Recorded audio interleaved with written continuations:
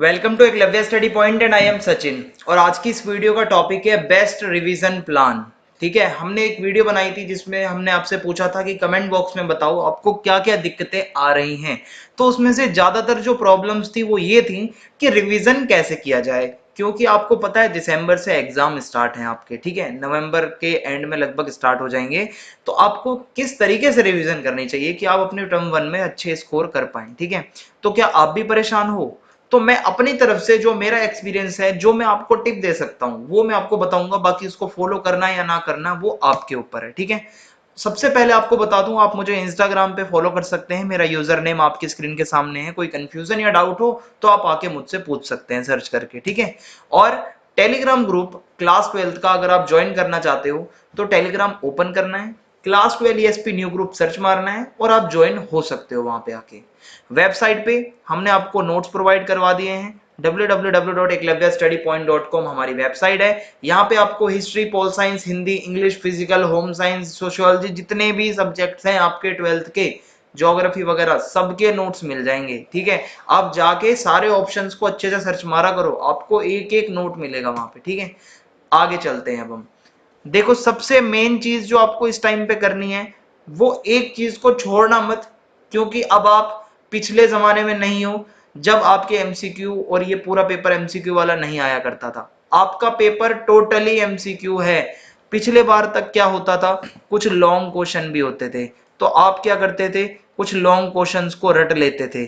चाहे आप उसके लिए कोई गाइड खरीदते हो या किसी से आप पूछ लेते हो कि इंपॉर्टेंट क्वेश्चन बता दो, इंपॉर्टेंट क्वेश्चन बता दो। तो उससे क्या होता था, आप रट लेते थे, यानी कि जो आपसे पहले जो बच्चे पढ़ते थे, और वो पेपर में आ भी जाया करता था वैसा। ठीक है, रिपीट हो जाता था। लेकिन यहाँ पे है भाई, टर्म वन का एग्जाम आपका पूरा एमसीक्यू बेस्ड।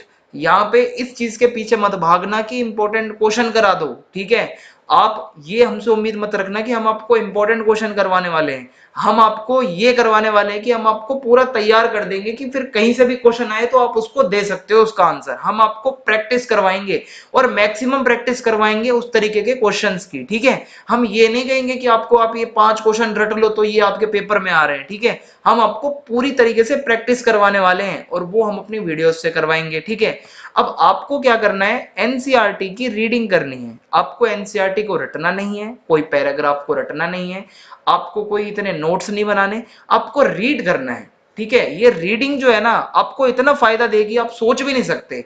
किसी एक चैप्टर की रीडिंग अगर आप करते हो तो आपको एटलीस्ट पता रहेगा कि आपने कहीं पे ये चीज पढ़ी थी। हम थोड़ा बहुत भी अगर कहीं पढ़ते हैं 6th 7th क्लास में कोई कविता वगैरह, तो उसकी लाइन देख के याद आ जाता है यार कि कहीं ना कहीं रीड किया था इस लाइन को मैंने बचपन में। तो रीडिंग से हमें शब्द याद रहते हैं।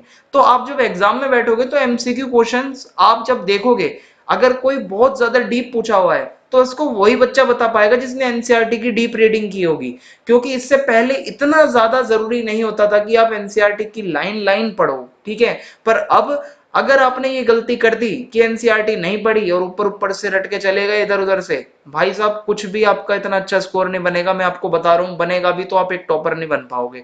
टॉपर बनना चाहते हो अगर, तो एनसीईआरटी को केयरफुली रीड करो। बहुत एक एक पैराग्राफ को घुस घुस के रीड करो अच्छे से। ठीक है, हो सके तो दूसरे को भी सुनाओ रीड करके।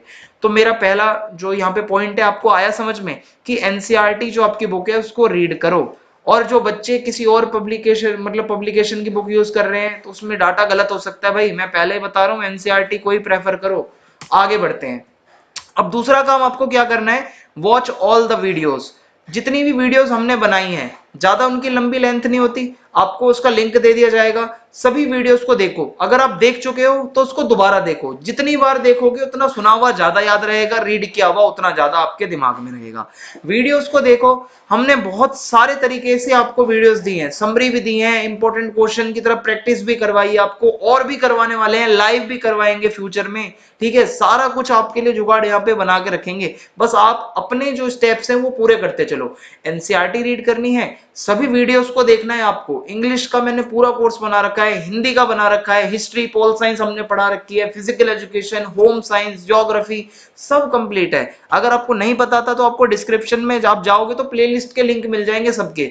जाओ और अच्छे से वीडियोस को देखो। सारा बर्डन एक साथ नहीं लेना आपको। कैसे वीडियोस को देखना है और कैसे बुक पढ़ना है ये मैं आपको आगे बताऊंगा अभी। जब बुक पढ़ोगे तो हो सके तो कुछ चीजों को हाईलाइट करते चलना, हाईलाइट करने से वो चीजें अलग से चमकती हैं, आपको और ज्यादा अच्छे से याद रहती हैं। ठीक है, हाईलाइटर ले लेना, 10 रुपए का आता है, उस हाईलाइटर से आप हाईलाइट कर देना जो चीजें आपको मेन लगे। आपने कोई बॉक्स पढ़ा हिस्ट्री का, उसमें इंपॉर्टेंट कोई आपको फैक्ट दिखा, उसको हाईलाइट कर दो, क्योंकि यहाँ पे वही बच्चा कामयाब है जिसने एनसीईआरटी अच्छे से रीड की होगी, अदरवाइज नहीं कोई टॉपर बन सकता है यहाँ से। आपके सामने डेट शीट है, मैंने आपको कहा था पहले एक टाइम मैनेजमेंट की वीडियो बनाई थी, आप उसको जरूर देखना, डिस्क्रिप्शन में आपको लिंक दे दूंगा। बहुत लंबी और बहुत अच्छी वीडियो है जिसमें मैंने आपको यह भी बताया कि डाइट क्या लेनी है आपको एग्जाम टाइम पे, ठीक है, सब कुछ। तो ये जो है आपका पहला सोशियोलॉजी का है और फिर इंग्लिश का है। अब मान लो किसी बच्चे के पास सोशियोलॉजी सब्जेक्ट है, तो वो पहले सोशियोलॉजी और इंग्लिश को लेते हुए चले, ठीक है, इन दो को मॉर्निंग में पढ़े, और उसके बाद अगर फिजिकल और ज्योग्राफी है किसी के पास तो वो शाम को ये दो सब्जेक्ट पढ़ लिया करे। अब अगर किसी के पास सोशियोलॉजी नहीं है तो वो इंग्लिश और फिजिकल एजुकेशन की तैयारी करता हुआ चले, साथ साथ में ज्योग्राफी भी मॉर्निंग में पढ़ लिया करे, फिजिकल थोड़ी कम, ठीक है, ऐसे करते हुए। और आप अगर आगे देखोगे, अगर किसी के पास साइकोलॉजी भी है, ठीक है, तो वो भी इस तरीके से कर सकते हैं। जो शुरू के 2 पेपर हैं आपके वो मॉर्निंग में पढ़ना, जो बाकी के अगले 2 पेपर हैं वो इवनिंग में पढ़ना। जैसे कि ये हिंदी वगैरह जो है आप इवनिंग में पढ़ सकते हो, पॉलिटिकल साइंस को आप इवनिंग में पढ़ सकते हो। पहला फोकस आपको इंग्लिश पे रखना है। इंग्लिश के लिए मैं आपके साथ बैठा हूँ भाई, एक एक तरीके से क्वेश्चन सारे कराऊंगा, मैंने पिछले साल भी करवाए थे, और अब भी आपको मैं पूरा यहाँ से हेल्प करूंगा जितना मेरे से हो सकती है। इंग्लिश में आपकी जितनी भी मैं प्रैक्टिस आपको करवा सकता हूँ वो करवाने वाला हूँ, ठीक है। तो आप कैसे तैयारी करोगे अपनी, जैसे डेट शीट है उस हिसाब से।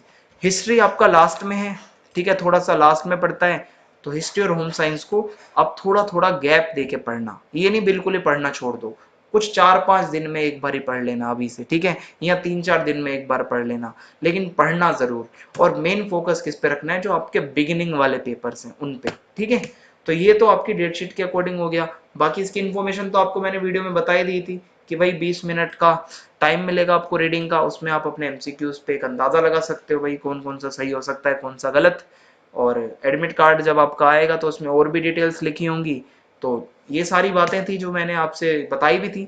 और टाइम टेबल प्लान के अंदर मैंने आपको बताया था कि हमने समरी बना रखी है हर सब्जेक्ट की, एमसीक्यूज बना रखे हैं, एपिसोड्स हमने लास्ट ईयर बनाए थे, इस साल भी बनाएंगे।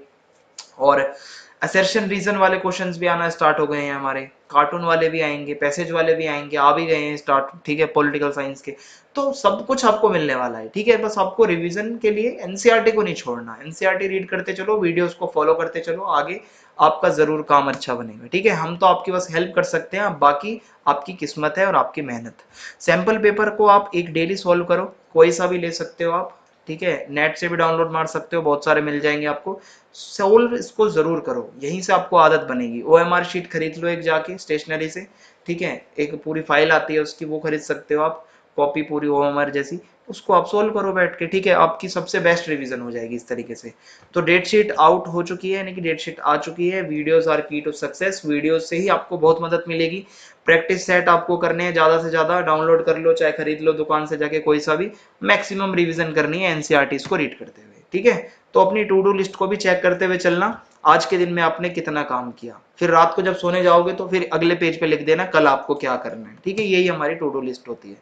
तो चैनल को सब्सक्राइब करना ना भूलें, और वीडियो को आप ज्यादा से ज्यादा शेयर कर देना। इस वीडियो के भी कमेंट बॉक्स में आप भर दो भाई जो आपको वीडियो आगे बनवानी है, जो भी आपकी दिक्कत है, प्रॉब्लम है, जैसे कि आज की ये दिक्कत थी रिवीजन की, ऐसे ही कोई और भी दिक्कत है बता दो आप कमेंट बॉक्स में, आपके लिए वीडियो जरूर बना दी जाएगी, ठीक है। तो जय हिंद जय भारत, धन्यवाद, थैंक्स फॉर वॉचिंग।